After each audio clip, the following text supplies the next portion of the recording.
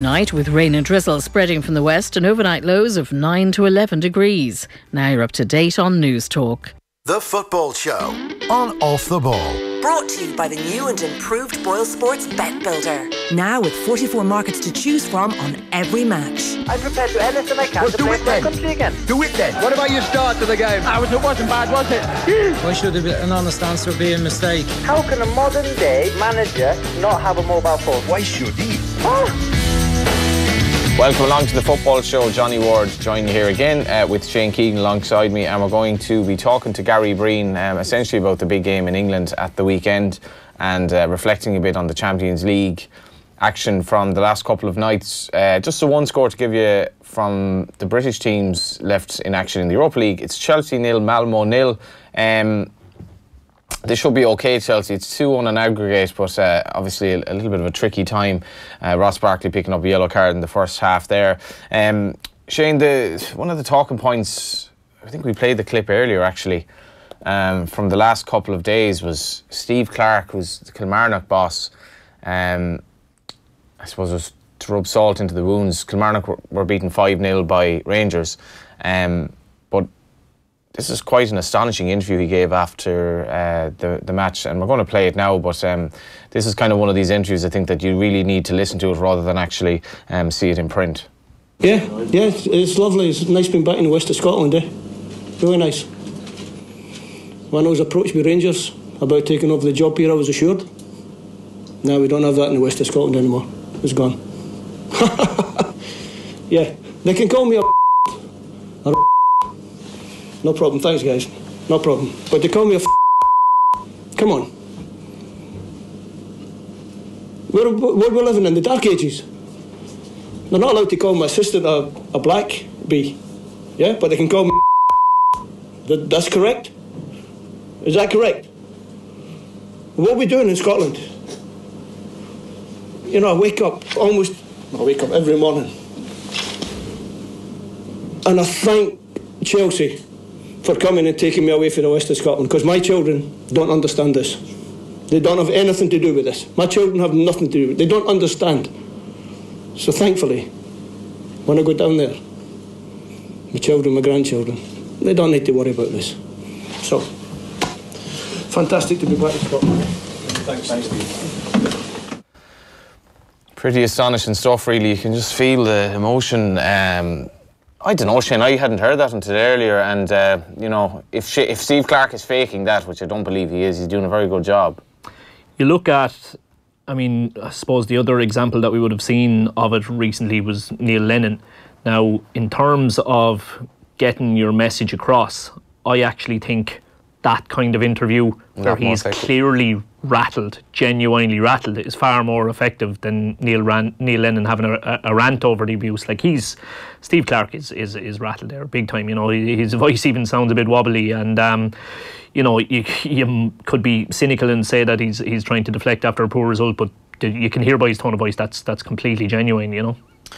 And the Rangers boss Stephen Gerrard was asked about this in his press conference afterwards, and this is what he had to say in reaction. I only seen the interview when I got home last night. I wasn't aware of the interview or how Steve felt. He came into my room after the game and was pretty normal, and we had a beer together, talking about football in general. It never got mentioned, so I only seen it when I got home last night. But you know, the club have made a statement on it, and it's a statement I support. You know, we don't support any kind of unacceptable behaviour from the terraces. And that's the way it'll always be at Rangers. That's all I've got to say on it, really, because you know, I want to talk about the football.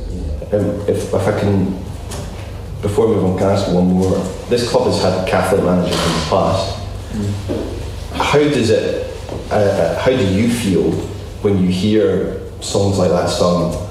Well, I've just answered that question for you, haven't I? I've just said that myself and everyone at this club doesn't support any kind of unacceptable behaviour from the terraces, and we want to try and stamp it out of the game in general. So we're always talking about the football. That's all I've got to say on it. Yeah, I'm not really sure about Gerrard's reaction there. Obviously he's not condoning it, but he probably could carry stronger words about, which is pretty despicable behaviour. This is just a quote that Neil Lennon had at the start of the season. You call it sectarianism here in Scotland, I call it racism. If a black man is abused, you're not just abusing the colour of his skin, you're abusing his culture, his heritage, his background. It's the exact same when I get called a fenian, a pauper, a beggar, a tarrier. These people with a sense of entitlement or superiority complex, and all I do is stand up for myself. Patrick Thistleboss, Gary Caldwell, as a former Celtic teammate of Lennon's, and he was among those who claimed that Lennon brings trouble on himself. People should know better. Lennon said, it's pretty poor, all of this. I was goading people, I bring it on myself. There's an effigy outside Tynecastle saying, hang Neil Lennon. This was before the game. Did I bring that on myself? Yeah, I suppose the one thing I'd say, I know you don't mean to paint the picture, but this is definitely not a one-way street. You know, it's coming from both sides. In terms of sectarianism? Yeah. Oh, yeah, 100%. I mean, we're drawing attention to it, I suppose, from coming the Rangers particularly side. from one side. Exactly. And unfortunately, you know, you do have to say that it is something that goes on both ways. Like, how do you solve it? How do you bring it into it? How do you fix it? It's mission impossible. I don't really know. Like, you can make examples of individuals. That removes the individual. It's not going to remove the culture. Isn't it amazing that this stuff still goes on? You know, it's I think Northern Irish society has been normalised an awful lot, and I don't really think, and I stand correct on this, I don't think you really get this at Northern Irish games particularly anymore. This sort of real, you know, strong level of visceral hatred. From my experience of going to games up the north, it's more likely to be a lot of abuse if Linfield were playing Glentoran, which would be obviously the so-called Protestant club derby. And as far as I can see, sectarianism has almost been wiped out of the game there. You may text in and say I'm wrong on that, but Graham Souness actually is an interesting one of this, because he was at our Virgin Media Roadshow on Monday and he spoke about his dislike of the derby. I believe Graham actually preferred not to live in Glasgow. I think he lived in Edinburgh, and when he was Rangers boss, he reflected on what it was like. There's an element that's not very attractive, but it is the biggest derby that I've been involved in. Really, yeah. Yeah, and why is it? Because it means so much to the supporters. You know, on a Monday morning, I think there'll be far fewer. Whoever loses that game, obviously, a lot of them just can't bring themselves to go to work. Now, would that be the same? Bleeding the Liverpool derby, would that be the same with that? Yeah, there'd be people who wouldn't fancy going to work, but not as many. The same with any other one I know. I don't think it affects people like that one does. There's so much rise on it. And the hatred coming from the stands? Not nice. I mean, I've sat in the stands and watched lawyers, doctors, accountants not watch the game of football there, just shout abuse to the Celtic end there, and I'm sure it's the same when you go to Parkhead. I've heard you talking about growing up in a really secure, decent family, great values, and one of your best mates went to the Catholic school. Yeah. You went to the Protestant school. This was not a thing in your world. Yeah, I lived in the sort of west side of Edinburgh, and I'd walk to school in the morning with a guy called Peter Marinello, who they thought he looked like they knew George Best. He thought he was at Hibs, went down to Arsenal, and I got caught up in the lifestyle down there. I never really achieved what he should have done. But we would walk to school together. I'd walk past my gate, go in to my school. He would walk around, and St. Joseph's was the other side of the school playing fields. We shared the playing fields. And the only time there was a bit of... Because you have to understand, Edinburgh is so different from Glasgow. Okay. There's no religious problems in Edinburgh, not that I've ever witnessed growing up or since. We'd have snow fights, we'd have snowball fights, and that's as far as it got. Right, okay. And then I'd wait for him to come back round, we'd walk home together. And did you live in Glasgow as Rangers manager? No, I lived in Edinburgh. Right, because you didn't want to be part of that? It's pretty full on, as you can imagine. Yeah. Being a manager of Rangers, it must be the same for Celtic. Chelsea have just taken a 1-0 lead, making it 3 on an aggregate against Malmo. I don't know, Shane, if you're at a club in the League of Ireland and you were Gerrard in that press conference, what do you say? I mean, you can't exactly take the blame, but...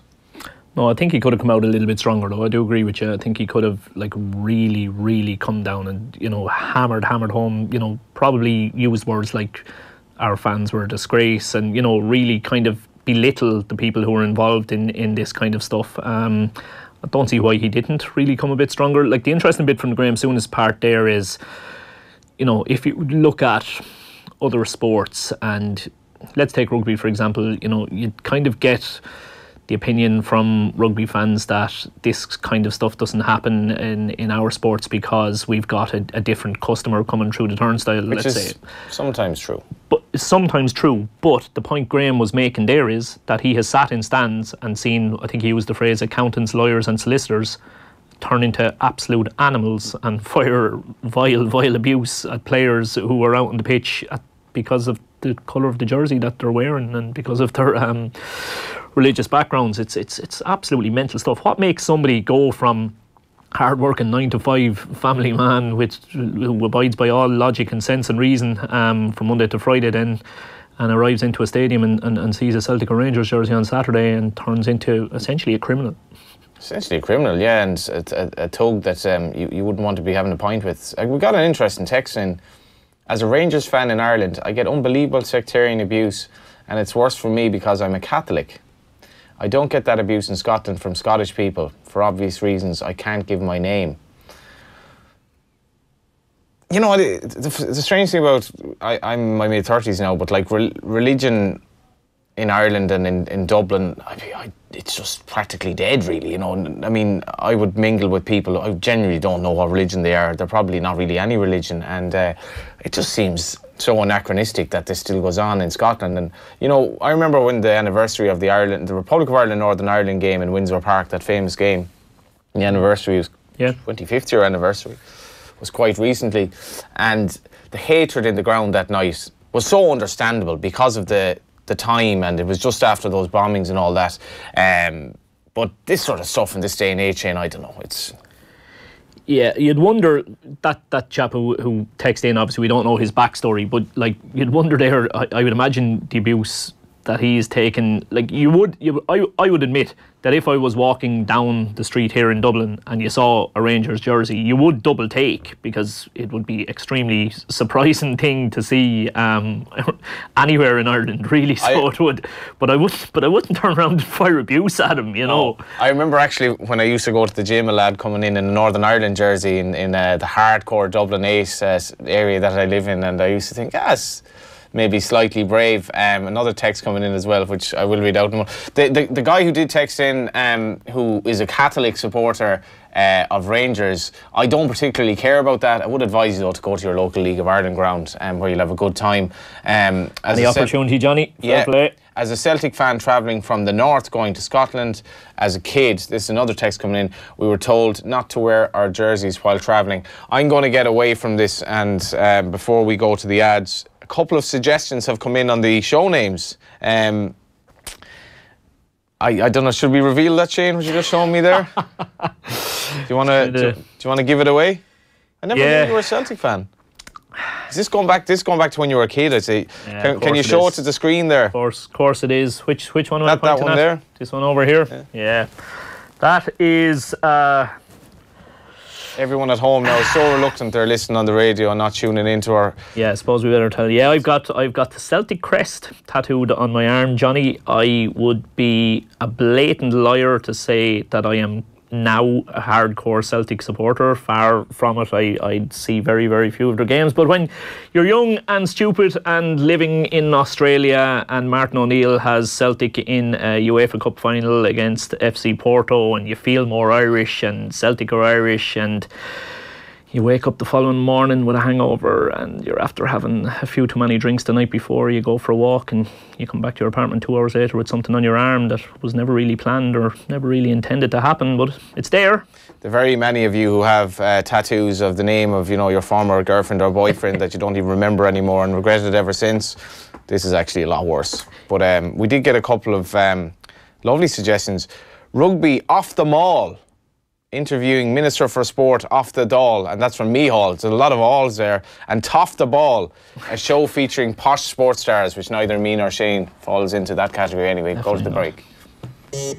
Football on Off the Ball. Brought to you by the new and improved Boyle Sports Bet Builder. Now with 44 markets to choose from on every match. Welcome to the Constituency Complaints Line. Your estimated wait time is 14 days and 2 hours. Feel like you're not being listened to? Newstalk wants to give you exclusive access to a local TD by getting them out of Leinster House and into yours. So if you want a local TD to walk in your shoes for a day and experience the issues that affect your daily life, we want to hear from you. Go to newstalk.com/TD and register now. Take home a TD, exclusively on Newstalk. Your call is important to us. Please continue to hold. The way you register to vote is going to become easier. The government has proposed a number of changes to improve the registration process. What are your views? Have your say on the proposed changes by Friday, March 15th, 2019. Find out more and give us your views by visiting registerreform.gov.ie, an initiative of the Government of Ireland. Football Index is reinventing football betting. You can buy and sell the world's top players. Their value may go up and down, but it's not over with the final whistle like a regular bet. Football Index, reinventing football betting. Start building your portfolio today at footballindex.co.uk or download the app now. New customers only, minimum deposit and conditions apply. Gamble responsibly. It's time to trade up to a new Peugeot at Gowan Motors Navan Road. Right now, selected Peugeots come with Peugeot Advantage. That means Peugeot ads, flexible payment options, 5-year warranty, and up to €750 deposit contribution or up to €4,000 scrappage allowance. Available now at Gowan Motors Navan Road. Terms and conditions apply. Right now at Harvey Norman, you can claim a free Samsung S9 Titanium Grey Mobile when you purchase any selected Samsung QLED TV, like the Samsung 55-inch QLED TV for just €1,699, saving you €1,000. 2 screens, one amazing offer. So hurry while stocks last. For more great deals on Samsung TVs, visit Harvey Norman, in store or online. Go! Your mum thinks you're great. Oh, well done, love. Your dog thinks you're great. And if your credit record is excellent, we think you're great too. Avantcard is now offering Ireland's lowest rate on loans over €20,000. If your credit score is great, improve your home, upgrade your car, have that dream wedding. The choice is yours. For more info, go to avantcard.ie. Limited time offer. Lending criteria, terms and conditions apply. New applications only. Information correct as of February 1st, 2019. See bonkers.ie. Avantcard DAC trading as Avantcard is regulated by the Central Bank of Ireland. So, we've a broken window to fix. Yeah, a football incident. You need to improve your skills, young man. But I didn't break the window. Sure you did. Kids, eh? In the real world, accidents happen. At Liberty Insurance, we get that. That's why all our buildings and contents policies come with emergency home repair, a 24-hour service that doesn't affect your no-claims bonus. Get our best quote online at libertyinsurance.ie. Liberty Insurance, ready for the real world. Cover for up to €260 per call-out, max 4 call-outs per year. Acceptance criteria, terms and conditions apply. Liberty Seguros, Compañía de Seguros, Araya Seguros, S.A.A. Trading as Liberty Insurance is authorised by the General Directorate of Insurance and Pension Funds in Spain and is regulated by the Central Bank of Ireland for conduct of business rules. Now at M&S, there's amazing offers in our home event with 20% off homeware and up to 30% off selected furniture. Only at M&S. In-store and online, terms and conditions apply. Off the ball. This is Newstalk. We're now joined on the line by former Ireland international Gary Breen. And Gary, it is a hell of a pleasure to talk to you about something that isn't Declan Rice. Oh, it's refreshing. It really is. And the excitement in the build-up to this game. I mean, this fixture doesn't usually require any extra billing, but this one feels pivotal for both clubs. I can't wait for this game. Why is Manchester United and Liverpool so pivotal for both clubs, particularly Manchester United? Obviously, it's been billed as the game that might lose Liverpool the title, but how big is it for United? I think it's massive for United because it will be another test of whether or not the hierarchy at United believe that Solskjaer is the right man to take them forward. Now, he's been so impressive in terms of what he's done. He's proved that he was certainly the man of the present in terms of what he's done, the recovery, and how resurgent United are. But whether or not he's the man for the future will be determined by results like this. Can he beat Liverpool? That's why it is so exciting. As you quite rightly said, Liverpool, with a massive game like this, you just feel that if they were to lose or drop points, the initiative then goes back to City. And in terms of how well City are playing, you don't expect them to drop many more points. How impressed were you with the setup that United went with on Monday night, Gary? Yeah, very impressive. I mean, it's a functional team, and I think I would be dismissive of everyone saying that United are now playing with a freedom that has enabled the likes of Pogba to play so well. I don't think they are playing with a freedom. I think it's quite obvious how organised they are, certainly out of possession.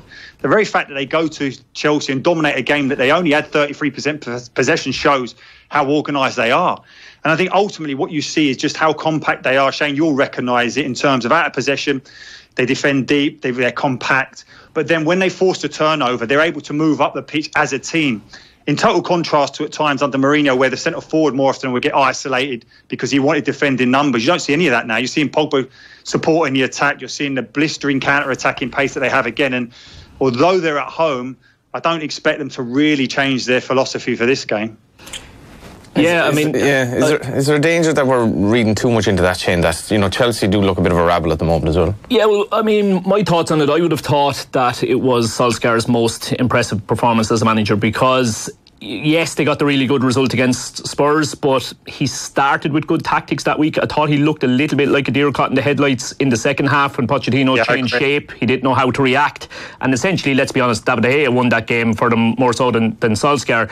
Then when was his next real big test? It was the PSG game, and he's probably failed that one, really, so he has. But I thought Monday night he needed to get his tactics right. I thought it was a big test, and I would have question marks over with him for the long term tactically, but he kind of put me in my place on Monday night, and it'll be interesting to see if he can follow up with another good tactical performance Sunday, Well, now listen, I totally agree with everything you said there. The very fact he played split strikers against Spurs really pinned Spurs back, bearing in mind their fullbacks like to go. There was areas then in those wide positions, and normally Vertonghen, Alderweireld are so comfortable. They're modern day centre halves in being pulled out there.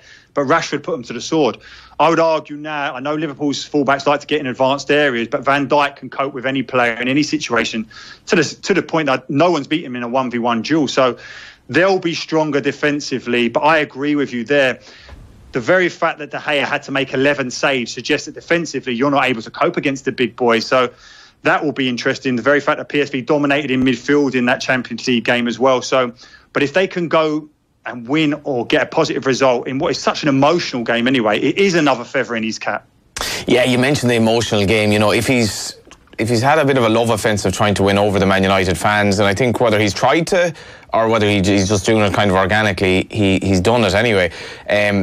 This is a massive game for Man United. You can just imagine the happiness of the Manchester United fans going home if they beat Liverpool, and you'd imagine, Gary, that's one step further to getting the job if they were to manage it, notwithstanding the fact that they obviously enhanced their top four credentials. Yeah, well, exactly. I think they're nailed on now to get into the top four, Johnny. I still think they're cut adrift in terms of getting back to the very top, and whether or not Solskjaer's a man to make them do it remains to be seen. But I think you're right. Even when they were getting a real lesson at times in midfield against PSG, the home supporters were still singing their hearts out for him. So he has obviously won their affection. But the concern is whether or not it's just because of his past glories with United, or whether or not they do believe he can take this club forward, because Manchester United finishing fourth is not what you expect. And even you can counter that by saying Mourinho even got him to second last year. So I think it's a fascinating game. I think they certainly go into this fixture with real verve. I think there's a lot of tension with a Liverpool team, but that's to be expected. They've got so much to lose, and I wouldn't pay too much a point on the fact that United are playing with such freedom, because the very fact is they're only going to get fourth. When they had to challenge and be challenging for titles and potentially losing titles, I'm not convinced this United squad is good enough. Would you be concerned at all, Gary, that about Liverpool looking a little bit blunt the other night? You said tense there as well, which maybe that's fair enough. Yeah, they certainly didn't look themselves anyway, so they didn't. I mean, there was very, very little threat. I don't know how to keep a meaningful save to me. One good one actually at the near post from Mane, but that aside, it wasn't really the free-flowing Liverpool that we're used to seeing. Yeah, but I think that comes with how close they feel they are. I think it's human nature to tense up a little bit, but they have changed considerably, and people don't really recognise it enough in terms of how they play this season to last season. They've got far more control. It's not like a basketball game like it was last year. They'll attack, we'll attack, that type of thing. It's none of that. They've got real control of games, and the very fact that they've been able to do that is because of that back four. And defensively, more than anything, I know the plaudits have gone to Van Dijk and that defensive unit, but you see what they do as a team defensively, and that's highlighted by the fact that they can play a makeshift back four against a team like Bayern and keep a clean sheet nevertheless. So I do think that it's understandable. I don't buy into the fact that they're going to be really nervous. I just think that getting over the line at times, as you well know, is the most difficult part. I would have thought the big question mark for Klopp in terms of how they go about it Sunday, Gary, would you go with Salah coming in off the side, or would you go with him through the middle? He's kind of chopped and changed between the two approaches. He was a bit wider again Tuesday night. It didn't seem to work. What way would you look at trying to exploit United from that sense? Well, I think ultimately that remains to be seen who he'll identify. But I don't back that back four of Man United. I wouldn't trust them against that three. And I know they've been misfiring as such in terms of the high standards they normally set, but that's not a back four that can keep out teams as good as that. They proved that for the very fact that De Gea had to make 11 saves against Spurs. They cut them open at will. So I would be concerned. I think probably I wouldn't be surprised to see Salah play on the right to pin Luke Shaw back a little bit. We know Luke Shaw's strength is certainly going forward and creating that little triumph on the left-hand side with Pogba. But it is a concern. I'll be fascinated to see how they go about it. The very fact that they'll be looking to protect themselves against Salah may well create a little bit of space for Mane on the other side. And there's so many head-to-head battles that will be key. Will Henderson have to perform well to stop Pogba, who's been so influential since Solskjaer's got the job, coming deep from midfield and making those runs into 10? So that's another. But there's so many head-to-heads. That's the big thing, isn't it, Shane? The pace of that Liverpool team when they can counter against what is still a very questionable Man United defence. You saw it obviously in Mbappe in the PSG game. If Mane can kind of be able to exploit that, it's very, very hard to see Liverpool not creating chances. Yeah, I'd love to say. I think the best approach really would be to really, really go for it. Even though they're the away side, I'd love to see them throw absolutely everything at it. Dominate the ball type thing. I'd like to see maybe Shaqiri come in for Keita. They've kind of gone with a 4-2-3-1 at times where they play Salah as the out and out forward and play Firmino in behind him and Shaqiri and Mane either side. I think they've looked really impressive at times going with that shape. Whether they'd be brave enough to do that being the away side, I wouldn't be 100% sure. Just one thing, you mentioned Salah there. Do you know how many goals he's gotten against the top six sides this season? Go ahead, shock me. What would you say, Gary? I couldn't tell you off the top of my head. One. And that was against Arsenal in that Mickey Mouse game where Arsenal were a shambles. His record, he started the season slowly, but basically his goals have mainly comprised that crucial goal against Napoli, obviously. But apart from that in the league, his goals record is generally actually against pretty poor teams. And, we have to revise maybe how we're actually assessing his season, because he has to have a good end to the season, in my mind anyway, to kind of live up to the hype. What would you say, Gary? I mean, what have you made of him? Well, I think ultimately his reputation goes before him in terms of people doubling up on him, and even the top sides will make countermeasures to make sure that they're not isolated 1v1 situations, so they'll double up. And the top teams ultimately have better defenders. You're quite right to identify Arsenal. They don't, so it's no surprise he scored against him. But I would still expect the threat that he gives you will leave spaces elsewhere. That's why the likes of Mane have to make it count. We know about the fullbacks and how good they are when they get in advanced areas for Liverpool. So if he drives inside, the very fact that he may well start on the right, he won't stay there. He's always attacking the centre of that penalty box, looking to get in and get his strikes on goal. So, listen, I understand the record, but I wouldn't judge him by that as such. I think it's just one of those things that a second season, the Premier League, more than any league in the world, I think, learns very quickly how to cope with people. So they're trying to find solutions, but in terms of doubling up on him, there's space elsewhere. Which team would be happier with a draw, Gary?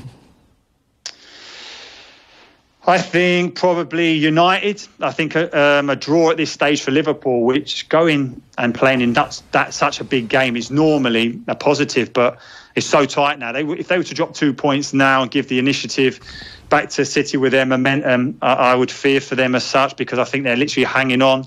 So I think possibly United would think of a draw as more positive than Liverpool. Who do the Man United fans actually want to win the title as well? Do you know, it must be like choosing between bad and worse.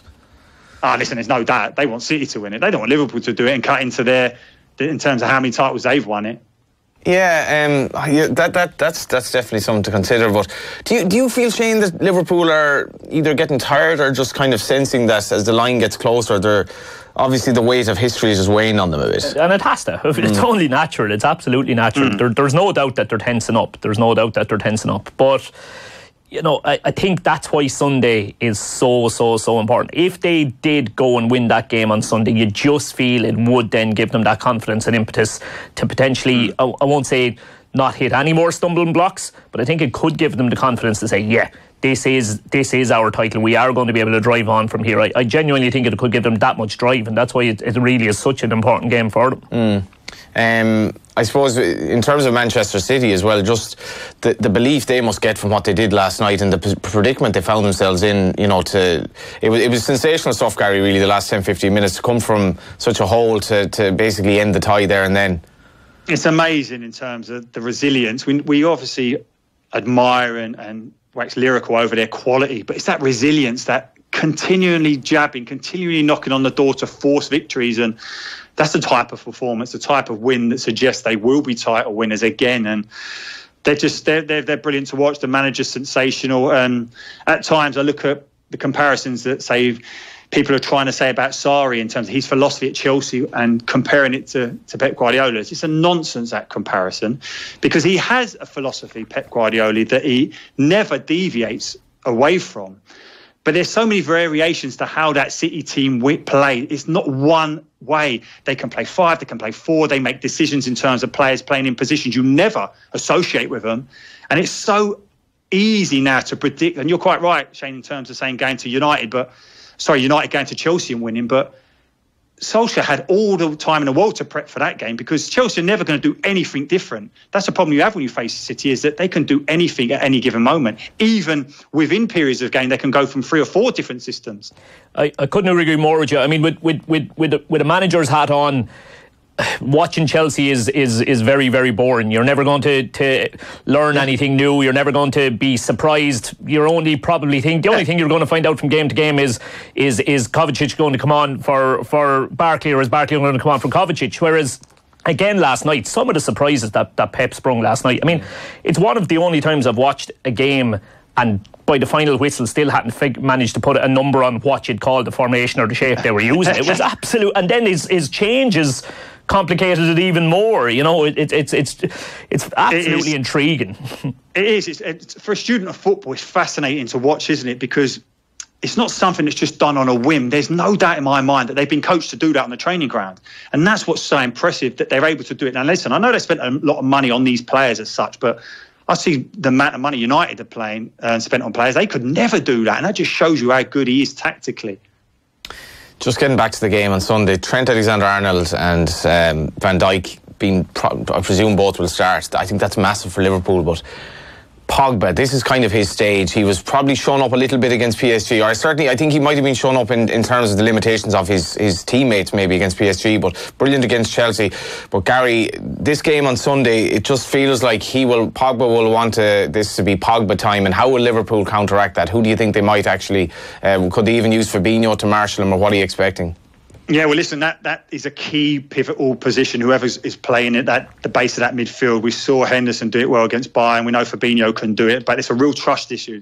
The manager has to get that right because of the form that Pogba's in, the very fact that he's able to run away from people, even when he gets squared with them. As a central midfielder, he can drop a shoulder, he can beat them. That's a concern. And it's not even, in terms of the stats, what he's got, they're staggering. I was looking at it here, 15 goals he's played a part in the 12 games under Solskjaer, 9 goals, 6 assists. I mean, that's fantastic. That's brilliant stats. That suggests that he is a top player. My only concern is, and as you identified there, Johnny, is that can you rely on him when it really matters? Can you rely on him? And that remains to be seen. I don't think you can, Shane, because he obviously down tools under Mourinho. So if he down tools under Mourinho, he'll down tools under somebody else. And he showed remarkable petulance at the end of the PSG game when clearly, Shaw made a pretty sloppy 1-2 when he should have been sent off. Well, the one thing you have to say about him, if Pep is box office as a manager, Pogba is box office as a player, because have you ever heard anybody utter the sentence, Pogba was reasonably good tonight? Just that line never comes out. He's one of the most polarising players you'll get. He's 1 minute he's the best player in the world, and the next he's an absolute fraud, and he's a chancer, and he's this and he's that. There seems to be no middle ground with him. And well, on his game, he's pretty much, apart from maybe Messi, he's pretty much as good as there is. But the argument might be, similar to what you've just said about Salah, is he on his game enough against the very, very best? And that's the question mark again going in Sunday. Is that the winning and losing of the game, Gary? Well, no, I think there's match winners. There's so many players who decide it. The goalkeepers, I think De Gea will have to be a man of match performance as well. We've seen it so often. He's looking at the real deal again. There's so many key battles throughout this game. I think Van Dijk, that presence there, the very fact that he can go up against Pogba. If Pogba faces him up 1v1 and knocks it, he's not going to beat him. There's no doubt. He's a giant of a centre-half in terms of his physical capabilities, his pace, his mobility.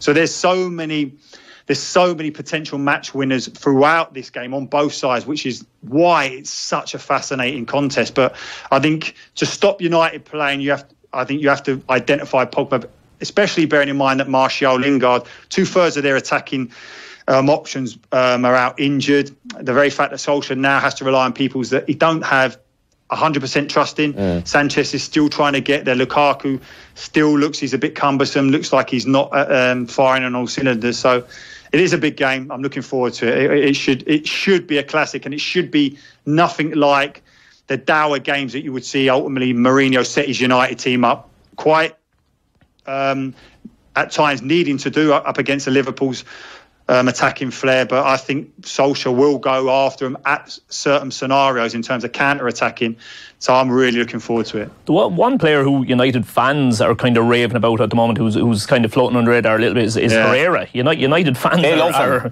I think it's just he wears his heart on his sleeve, but whether they have the quality to kind of stop that Liverpool juggernaut. I'm going to ask you to call it, Gary. I think Liverpool will just hit them on the break, and I think they'll win comfortably enough. How do you call it? I think Liverpool would dominate. I know, we've got two teams who are devastating on a counter-attack, but I think Liverpool would dominate possession. I think United will want to suck them in a little bit to create a bit of space. But if I had to go for anyone, and this is the one thing I say, if you're going to be title winners, you have to go to these places and win. Regardless of the rivalry, the history between both games, if you're looking to win the title, you have to go away to the fourth best team in the league and you have to win. And I just feel that Liverpool will do it, because I don't think that United defence is good enough. Shane? Yeah, I'd be of the same opinion. If I'd be leaning towards, I think there'll be goals. I definitely think there'll be goals. I think we're probably looking at if I had to go for one, I'd say 2-1 to Liverpool. Yeah. But who wins the title, Gary? Well, as Shane said there, it would be an unbelievable result if they do go and win there. The momentum they'll have, and I think they'll probably have a really strong end to the season, but City will still win the title. Thanks very much, Gary. Thanks, lads. Cheers, Gary. Good luck. Off the ball on News Talk. Electric power, reliable and SUV styling. No wonder the Mitsubishi Outlander PHEV is Ireland's most popular plug-in hybrid. How are you, football fans? This Sunday you can stream Chelsea v Man City and Man United v Liverpool on Now TV. That's a rivalry like no other, and a Carabao Cup final for a one-off payment of just €10. To grab a Now TV Sky Sports Day Pass and only pay for the games that matter to you, search Now TV today. Content streamed via internet. Full terms at nowtv.com. Ever since Liam pre-ordered the new Samsung Galaxy S10 with freedom from Harvey Norman, his feet haven't touched the ground. Quite literally, he's currently floating 300 feet in the air. I'm free! That's what happens when you're free from a contract. Free to pick your own network and free to spread your payments. Yep, Liam is finally free. Pre-order the new Samsung Galaxy S10 with freedom from Harvey Norman and claim a pair of wireless Galaxy Buds. T's and C's apply. See in store or online for details. Go, Harvey, go! Dine in for two is back at M&S this week. Choose a delicious main course, a side dish, a decadent dessert and a bottle of wine, all for just €14. Only at M&S. Selected products only, subject to availability. Over 18s only. Please drink responsibly. It's always been inside you. The drive, the vision, the bravery. It's just who you are. Even the great unknown of Brexit. Of course, you know it's a challenge, but one that may bring opportunities. And to help you prepare, we've developed the AIB Brexit Ready Check, a jargon-free online tool to see how Brexit-ready your business is in under 5 minutes and get practical advice so you can kickstart your Brexit planning. Search AIB Brexit Ready Check. AIB, we back brave. Allied Irish Banks plc is regulated by the Central Bank of Ireland. Hastings' 7 heavenly hotels are stunning stayover destinations across Northern Ireland. Book now and behold breathtaking beauty from the Slieve-Donard Spa by the Mourne Mountains. Get set for gastronomy at the Everglades Grill in the Walled City, or slumber in sumptuousness in the Ballygalley's beds on Antrim's famous coast. 7 heavenly hotels, endless sublime stayovers. Book your celestial stay for spring. Find the best rates at hastingshotels.com. The weather.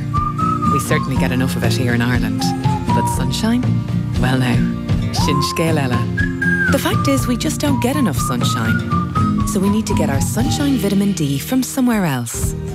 Switch to Avonmore Super Milk and you get all the daily sunshine vitamin D you need in just one glass. Our weather's not super, but that's okay. Avonmore Super Milk is. More affordable and cleaner than a diesel. No wonder the Mitsubishi Outlander PHEV is Ireland's most popular plug-in hybrid.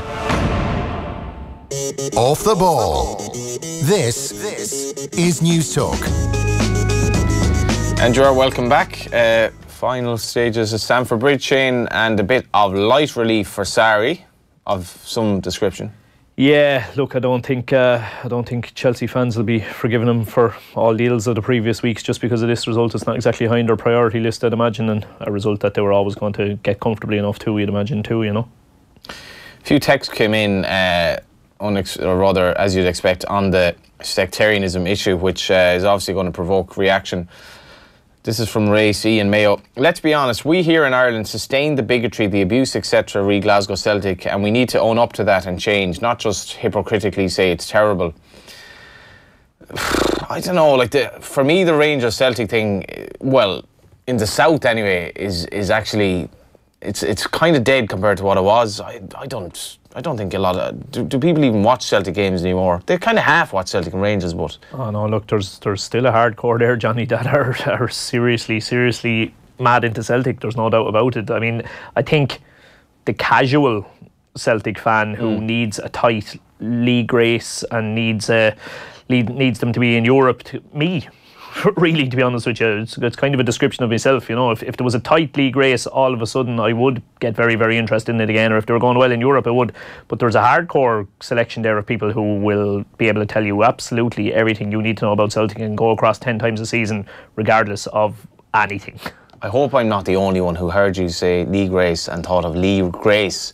I swear to God, the twice you said it there, league race. I was like, why are you on about former Galway United defender League Race, who sailed to Shamrock Rovers by the man to my left, effectively got Galway United relegated.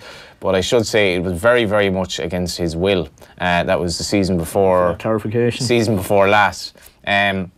League Race from Carrick-on-Shore, and one of the finest sports people to come out of Carrick-on-Shore since the great Sean Kelly, obviously. Two down-the-country Egypts trying to explain away Rangers' sectarianism by saying one side is as bad as the other. Now, I'll agree about the two down-the-country Egypts bit, but the rest of it hurts. You haven't a clue, lads. Rangers is a reflection of Scottish anti-Irish racism institutionalised and rubber-stamped by police, Scotland, SFA, etc. I'm not trying to justify it at all, and I'm not trying to say one side is as bad as the other, because I actually don't know. I've never been to Glasgow, and I just think it's all like a complete. I think it's very sad, actually. Lads, I'm a former cop from Glasgow.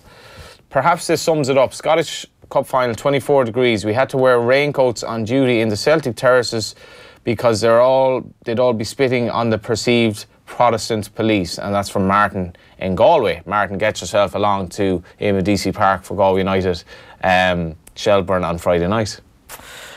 Every opportunity, Johnny. You have to be admired. We've a few minutes left. And for a bit of chat on it, have we? Yeah, well, a bit of dead rubber stuff really going on in the Europa League, and we still welcome a few more texts if you want. Thanks to the text earlier on. We were being praised for promoting the League of Ireland from a guy in Inchicore who doesn't actually go along to games, which was encouraging. And we're also suggests that Brendan Rodgers wouldn't be a bad fit at Newcastle. Apologies to those texts if Benitez were to move on. But obviously, before the show wraps up, Shane and I will be here with Gary O'Neill, a Kerry man who plays in the League of Ireland, and Kieran Kilduff, who's from Kildare direction, I think. Some kind of borderland area between the two where you're not really sure which county they're actually from, I think, is it?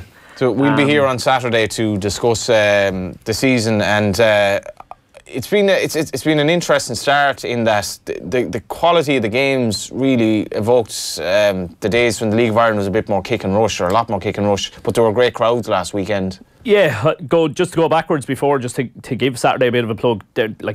that should be a really good chat, because they're two really, really super guests to get, because we're going to be able to chat about League of Ireland. Balance us out, the two Aegis from the country. They'll balance, 4 Aegis from the country to that texter on Saturday. They'll talk sense for all the crap we talk. But there'll be two really, really good, because even aside from immediate League of Ireland talk, I mean, Gary, be really, really interesting to hear Gary's take on education and balancing football with education, all that kind of stuff.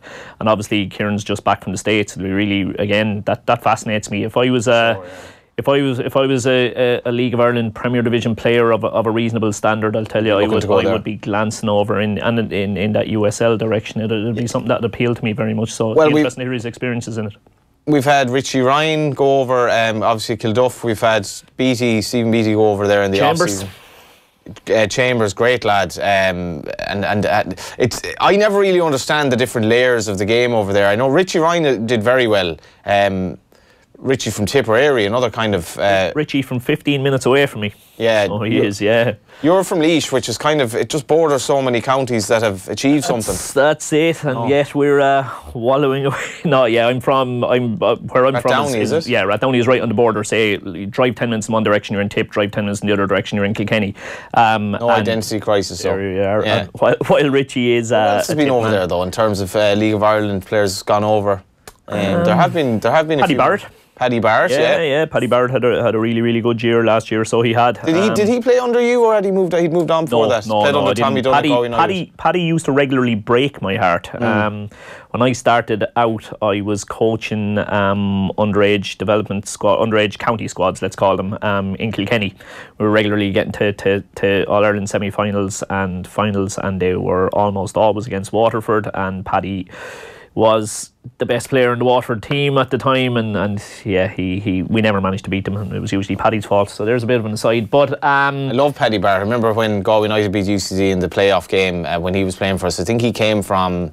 Did he come from Waterford that season? Tommy Dunn obviously signed him, and UCD had a lad Cannon up front who was a dead ringer for Connor Cannon, Ed Sheeran. Dead ringer for Ed Sheeran, and the Galway United fans start singing some like Ed Sheeran, you're having a laugh or something, and there was Paddy Barrett absolutely dying laughing in the middle of the game at the chance, and I was like, you're a good lad. And then when the next time I spoke to him, well, actually only the first time I spoke to him was after Leggy at Dundalk, when he had an absolute stormer he was like a backup centre back, because maybe Graham Gartland or Gartland might have been out. But he was playing that night in Warsaw, and he was absolutely brilliant, and he was loving the interviews after the game. But he's had a decent career. Well, staying on the topic of Paddy Barrett being good entertainment, it might take a little bit of research to try and find, but Paddy Barrett over the course of a week gave us a regular Twitter update during our hot spell last summer of his father trying to deal with the heat. That was one of the most entertaining what Twitter did he threads. By, let's say, he was losing another item of clothing day after day as the temperature rose another couple of degrees, and it was just highly entertaining stuff out of Paddy, in fairness to him. Paddy's dad isn't moving to America then with his son? No, it definitely wouldn't suit him. How positive are you about the league at the moment? Fantastic opening day crowds, that's for sure. Absolutely fantastic opening day crowds. At bad venues, though, for in some respects anyway. You're looking at Oriel, even Inchicore, Dalymount has obviously been redeveloped. But trying to highlight the positives here. Less of the negative talk from you there. Look, you have to be realistic. Obviously, not going to stay at that level. Crowds. I would say I don't know, has anybody tallied them up? Are they the best opening day crowds in the last decade or so? You'd have to imagine it should be thereabouts. And the one thing I keep saying is that you'd really hope that anybody who is a casual fan or only coming on the scene, that they'd give it 3 or 4 games. So you're after saying that by and large there seems to be a bit of a perception there that the quality wasn't fantastic on the opening weekend. You cannot judge the quality of something based on one game. Come again. Give it 4 games before you make a proper assessment on whether this is for you or whether it's not for you. I mean, I was just thinking, the way, again, supporters, we can be fair weather fans at the best of times, and if you go and they win, you'll come again, and if you go and they didn't win, you might not come again. Like, wouldn't it be terrible to think that Shamrock Rovers' injury time goal against Waterford could cost Waterford 500 fans the following week because I went to watch them but they were bet, so I'm not quite possibly.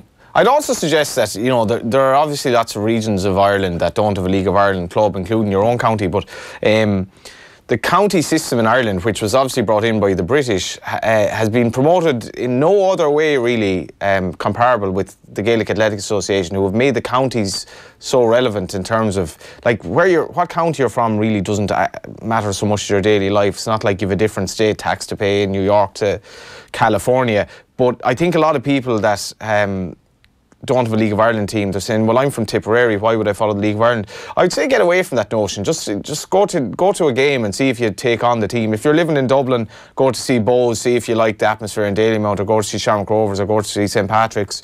If you're like Shane, from where would be your local game? It used to be Kilkenny City when I was growing up. Sadly enough, it's gone. Yeah, as I say, even though I lived in Laois, all my soccer was in Kilkenny, so Kilkenny City was a regular enough haunt, all right, so it was back then. They've disappeared. But I mean, again, saying on what you're saying from my time at Galway, it was encouraging to see that you would get a few wandering down from Mayo. There are plenty of Galway United fans from Mayo, yeah. That was encouraging. The Galway United managers from Mayo now, and right. You know, there's a lot of football in Mayo, and fortunately, I'd like to see maybe clubs from other counties kind of encouraged maybe to give it a go at lower level. I'd like to see an All-Ireland League, but I would advise if you go to a game, the chances are you'll actually be pleasantly surprised. It's good standard. Standard is, I mean, you look at I know we spoke about it earlier, but the quality player in the league this year is fantastic. It really, really is. And I also think that almost leaving the football to one side, it just can be just such an enjoyable experience. I mean, I commented on it recently in one of the articles that just the crack and the slagging, and it's worth going for some of the one-liners you hear fired at opposition players or at referees and stuff like that. It's just tremendous entertainment. Like as I said, some of the one-liners that have been fired at me, you're getting abuse and you're laughing away in the back of your head at how clever the abuse was that was fired at you. Actually, the Shamrock Rovers promotion of the new season, they did a little 2-minute video on their Twitter page, which is one of the finest pieces of AV I've seen from a club in a long time, and it's reminded me of the Zidane theme tune to the Mogwai theme tune to the Zidane soundtrack. We actually had a load of suggestions in there, but they've been wiped by we have some puns in here. Very briefly, off the cuff, just a random show with no structure. Off the wall, a Game of Thrones show. We actually have an episode on our YouTube called that. And off the ring, an NBA show, and maybe off the fall for a racing show, because there are plenty of them. Shane, before you go, will you be back in management soon? You're obviously managing at a local level. I am, yeah, doing a bit with Portlaoise in the Leinster Senior League. It's great because I suppose as Galway manager I would have been doing the vast majority of the tactical coaching, but very, very little technical coaching. So that's given me a great opportunity. We've got a small-sided Astro pitch, so you're not able to do tactical work on that. So it's all technical work. So it's been great to dive back in at that end and kind of redevelop my skills on that side of things. But yeah, look, it'd be no point me buttering it up and lying and say that you wouldn't have an eye at getting back in. Of course you'd have an eye at getting back in. What role that would be or where that would be, unfortunately, the simple facts in management are you have to wait for somebody to get the bullet. You know, somebody else's misfortune becomes your opportunity. You know, me getting the bullet opens the door for somebody else getting the bullet opens the door for me and many others. So look, we'll see what happens over the course. Thanks for coming in tonight. No problem. Giving yourself a bit of a I'm up for a job plug there. Tomorrow morning on Off the Ball AM, that's obviously back at 7:45 AM. We'll have Brian O'Driscoll in studio. Ross O'Sullivan will be the guest on Friday Night Racing with myself and Ger, and our European Football Friday show will be back at 4:30 as well. Up next is Tom Dunn. Give him a ball and he out of grass. He'll give you a move for the perfect pass. Listen back to your favourite News Talk shows at newstalk.com and on the News Talk app. Football Index is